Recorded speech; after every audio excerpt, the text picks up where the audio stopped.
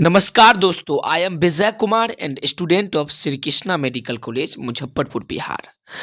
आज के इस लेक्चर के माध्यम से मैं आपको हाइड्रोकार्बन नाम का जो चैप्टर है 11th का, या यूं कहिए कि ऑर्गेनिक का बैकबोन माना जाता है, ये चैप्टर स्टार्ट करेंगे।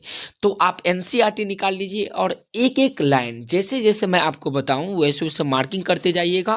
तो नीट में हाइड्रोकार्बन से जितने भी सवाल पूछा जाएगा सारा सवाल आप बना ले जाएंगे। तो चलिए स्टार्ट करते हैं।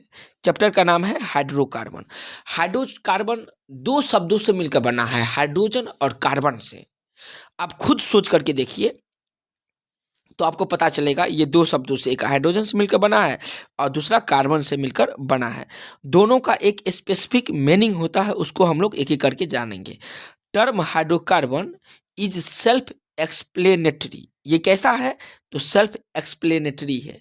Which means compound of carbon and hydrogen.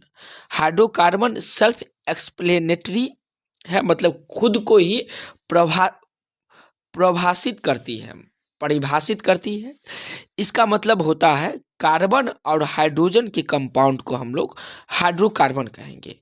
Hydrocarbon play a key role in our daily life. हमारे डेली लाइफ में ये बहुत बड़ी रोल अदा करती है। आप अपने सुबह से लेकर के शाम तक के दिनचर्या में जितने भी चीज का यूज करते हैं उसमें ज़्यादातर यूज हाइड्रोकार्बन ही का होता है। अर्थात हाइड्रोजन और कार्बन से मिलकर के बने हुए कंपाउंड का ही हम लोग यूज करते हैं।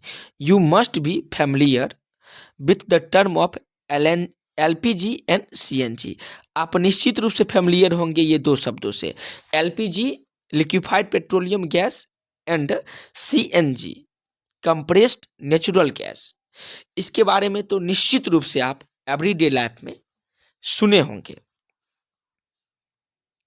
LPG is the abbreviated from liquefied petroleum gas. ये एब्रीविएटेड किसे करती है? तो लिक्विफाइड पेट्रोलियम गैस से। Where CNG use for compressed natural gas. CNG का यूज किसके लिए होता है? तो कंप्रेस्ड नेचुरल गैस के लिए होता है। और एलपीजी का यूज लिक्विफाइड पेट्रोलियम गैस के लिए होता है। अनदर टर्म सीएनजी, दूसरा टर्म क्या है?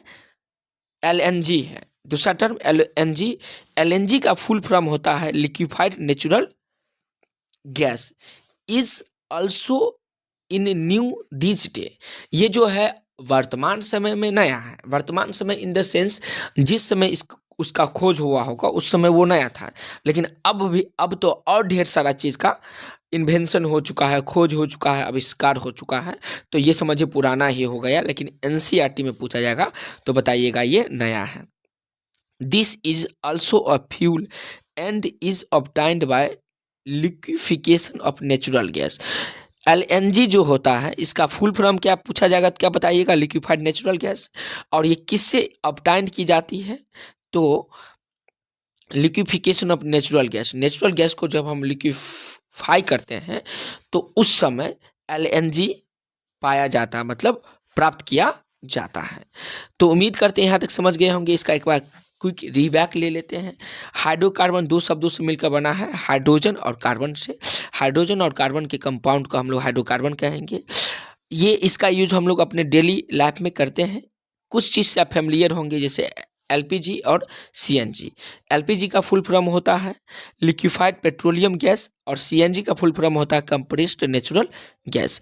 एक दूसरा भी है एलएनजी, जिसका फुल फॉर्म होता है लिक्विफाइड नेचुरल गैस, जो ऑब्टाइंड होती है लिक्विफिकेशन, नेचुरल गैस के लिक्विफिकेशन के समय में होती है। कुछ फ्यूल के फॉर्मेट में यूज किया जाता है। ये फ्यूल है।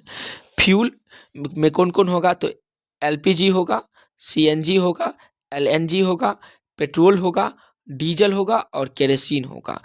केरोसिन ये सब क्या है? तो फ्यूल, ईंधन के रूप में हम लोग यूज करते हैं।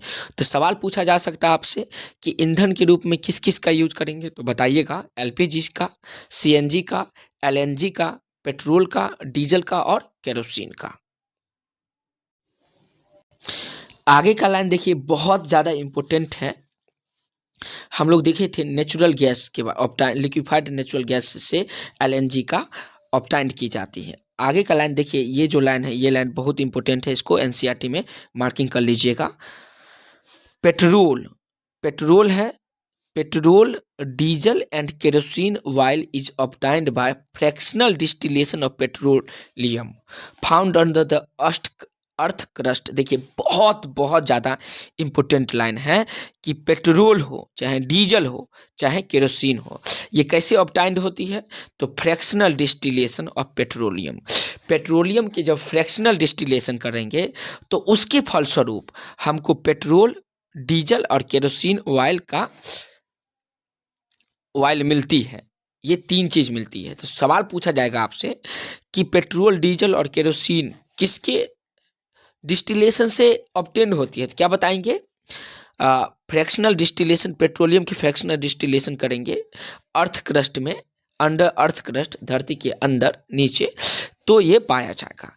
आगे का इंपॉर्टेंट लाइन देखिएगा, coal is obtained by the distillation, destructive distillations of coal. Coal कैसे मिलता है? तो बताएंगे डिस्ट्रक्टिव डिस्टिलेशन करेंगे जब कोल से, तो कोल गैस का ऑब्टेन होती है, कोल गैस।